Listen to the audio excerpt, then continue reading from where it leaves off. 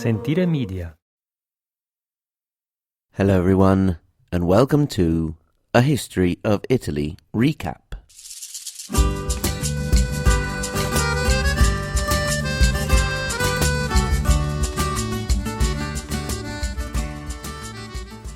Recap Episode 2, Episodes 14 to 27.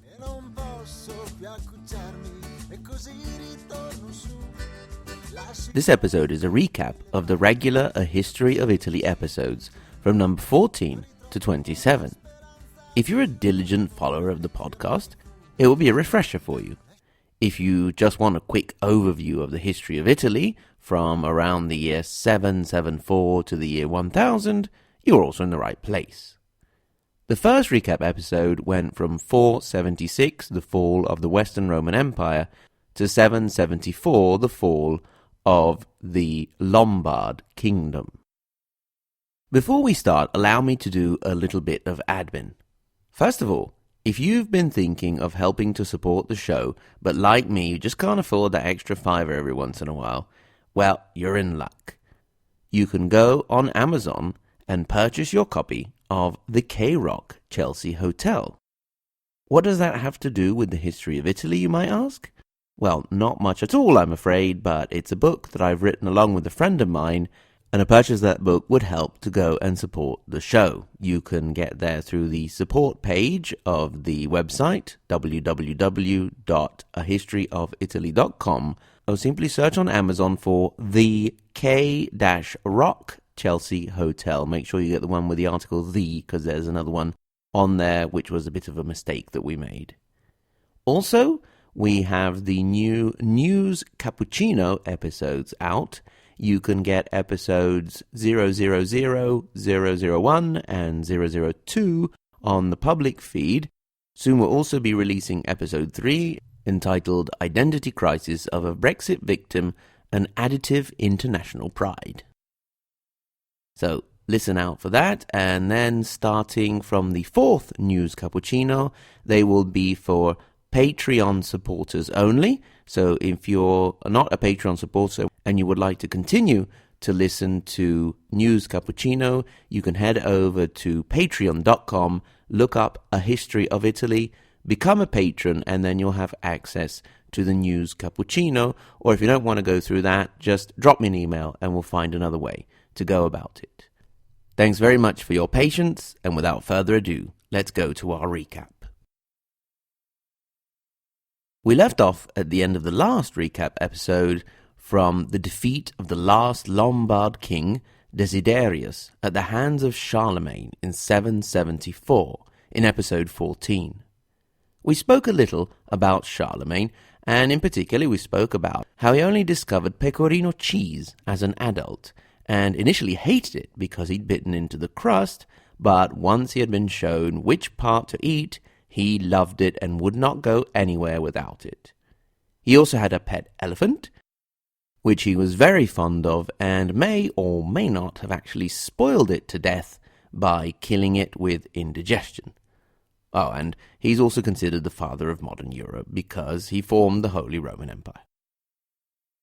We saw Charlemagne's Frankish invasion had only reached as far as Rome, so what became known as the Frankish Kingdom of Italy was only the northern part of the peninsula, down to the Papal States.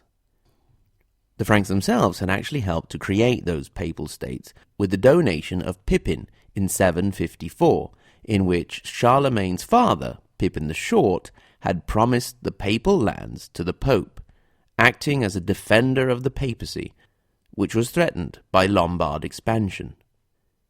Speaking of the Lombards, the southern part of the peninsula was still in their hands, in particular the duchies of Benevento and Spoleto, while other parts of the south, such as Naples, Capua, and Sicily, as well as the Calabria and Apulia regions, were still, at least nominally, part of the Byzantine Empire, although their distance from Constantinople meant that they were gradually becoming more and more independent. In episode 15, we saw how in the year 800, Charlemagne was in Rome and on Christmas Day of that year he was crowned Holy Roman Emperor by Pope Leo III. There is a bit of debate about whether Charles actually intended to be crowned, since the fact that it had been the Pope to perform the coronation would mean that for centuries emperors would feel compelled to seek the intervention of the pontiff to give legitimacy to their position. Episode 16 was our chance to look at Italy after Charles the Great died in the year 814, and his death was the beginning of the end of his empire. He had already divided it up among his sons, with Italy going to his firstborn Pippin, and other parts to Louis, known as the Pious. But Pippin soon died, and his son Bernard took over in Italy, until he was ousted by the rightful heir, his uncle Louis, who blinded his nephew Bernard, who then died shortly after. Louis the Pious then further divided his reign and made a bit of a mess with the sons of his first wife and of his second wife, and to make a long story short, those who ruled over Italy were Lothar, then Louis II, then Charles the Bald, then Charlemagne, and finally Charles the Fat, who was deposed in 888. The northern Italian nobles had taken advantage of all this toing and froing of the Carolingians to increase their local autonomy. When we say Italian nobles, we mainly mean Franks and the remaining Lombards, since not all of the Lombards were killed or exiled after the Frankish invasion. Indeed, many happily collaborated with their new regime. Some had even already betrayed their last king, Desiderius. But by this time, the Lombards had blended in with the old Romans, and indeed they had even forgotten their original Lombard language. After spending so much time looking at northern Italy and the Frankish invasion, in episode 17 we headed all the way down south to the island of Sicily, in particular in the year 827 when the first Arab invasion occurred, although they had been raiding since the early 7th century. In this particular case, a group of Syracusan rebels, tired of the oppressive Byzantine tax system, asked Aghlabid Caliph Ziyadat Allah first for help, and help he did, but then he decided to stick around, and over the course of the next century, the Arabs started their domination of the island, forming a de facto independent emirate. From there, they were able to launch raids on the mainland, striking fear of the Saracens into the hearts of the locals for centuries to come, and even holding more permanent positions for short periods, such as Bari.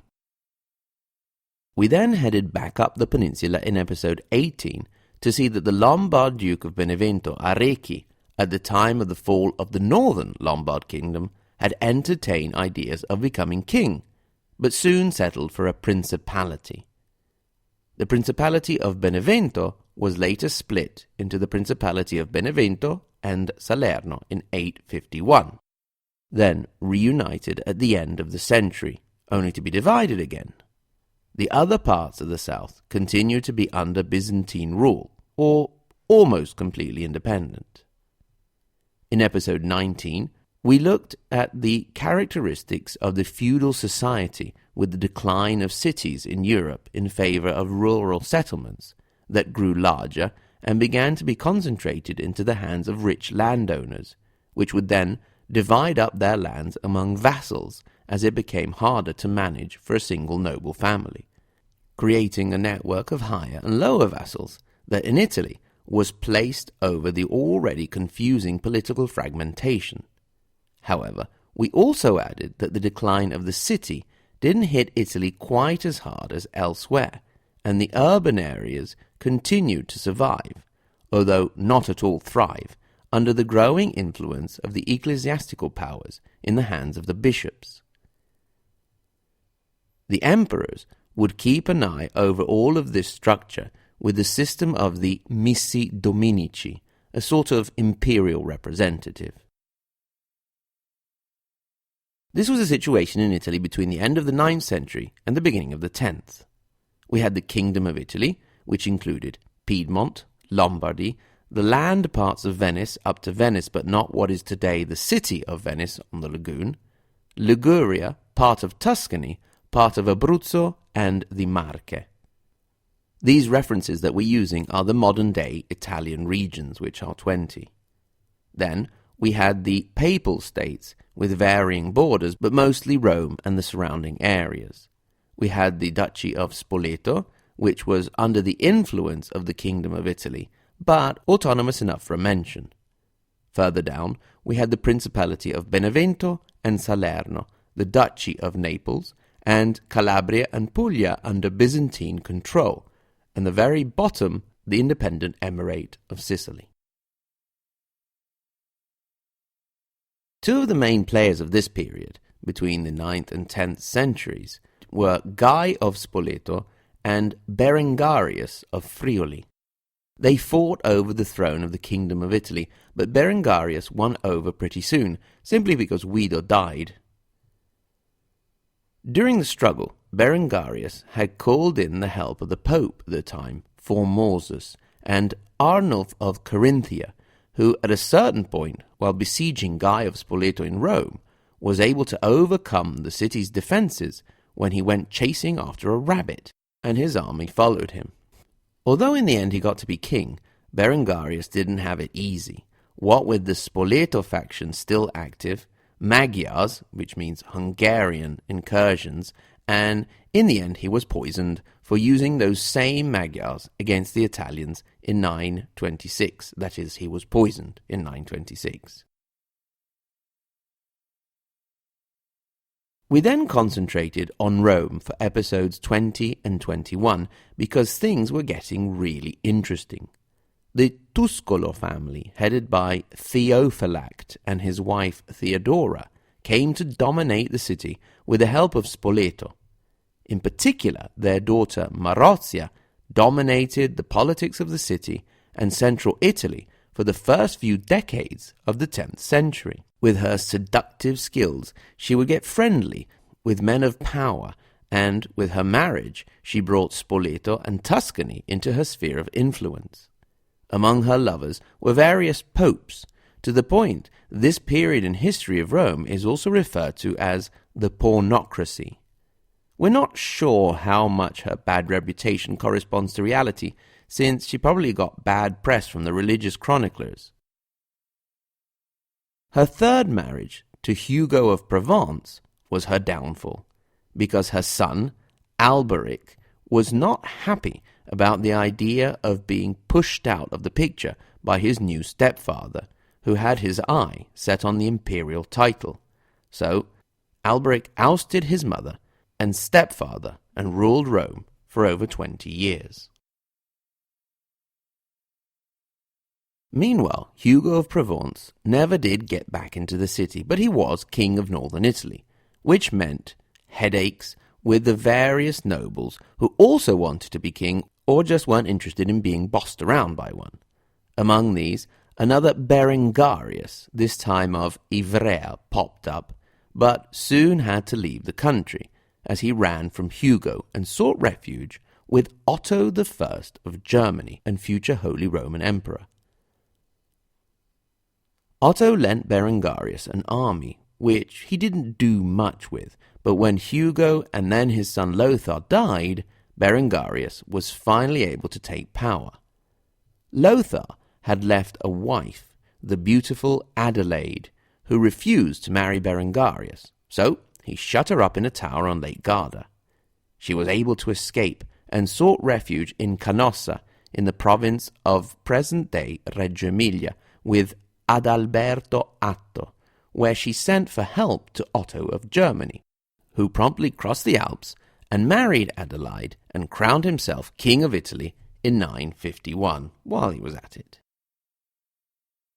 He later also became Holy Roman Emperor in 962 and declared his Privilegium Ottonis, in which the emperor claimed the right to nominate the Pope to counterbalance the fact that it had been the Pope to set the precedent of crowning the emperor with Charlemagne in 800.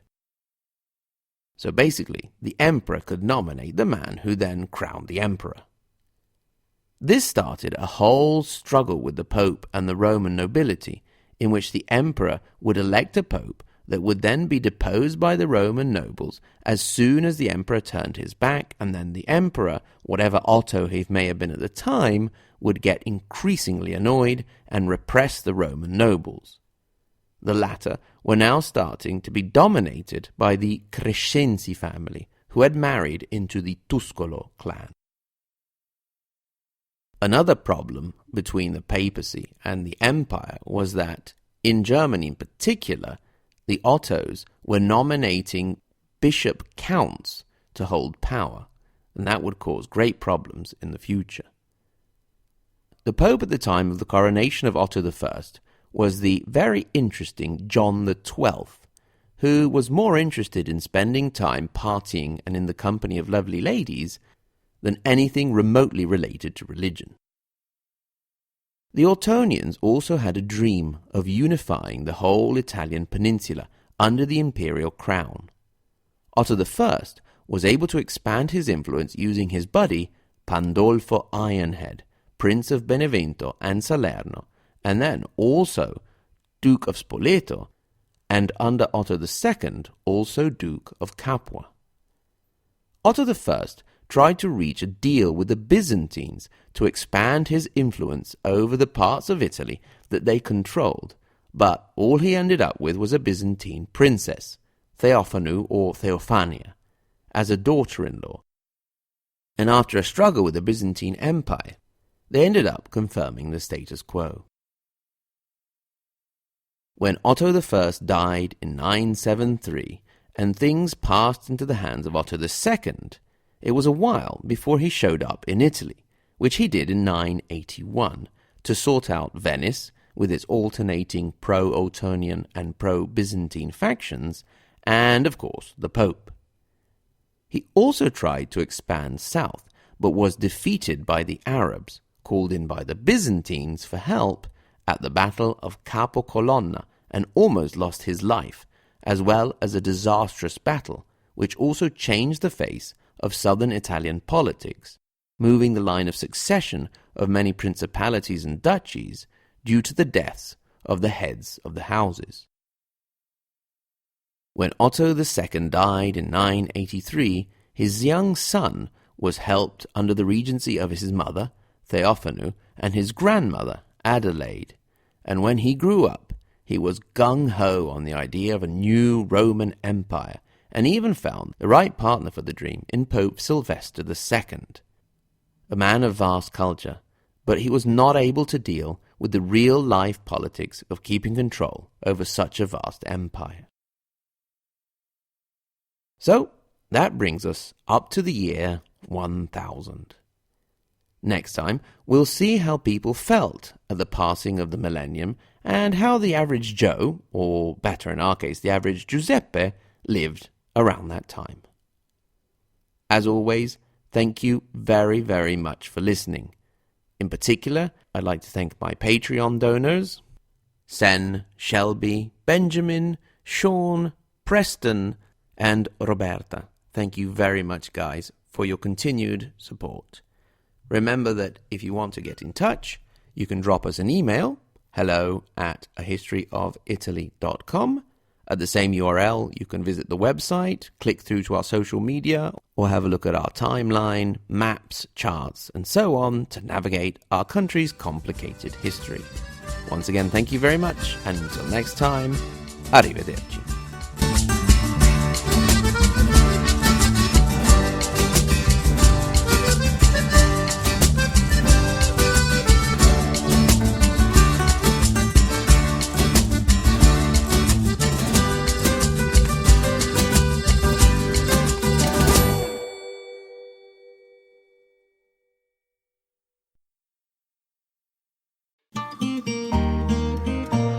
Sentire Media. Hey, podcast producers and show hosts. Do you want to join a podcast network that celebrates all things Italian? At Sentire Media, we understand the allure of Italy and its unique culture. Our devoted team of hosts and producers are all driven by their shared passion for Italy. and we work tirelessly to create the best lifestyle podcasts and content that will whisk you away to the very heart of Italy. With us, you can savor the mouth-watering flavors, get lost in the stories from the past, break down the cultural barriers, and truly immerse yourself in the vibrant traditions of this intoxicating country. If you have a great podcast idea or are already in production and would like to join Sentire Media, head over to sentiremedia.com, that's SENTIRE media.com, and find out how to submit your show.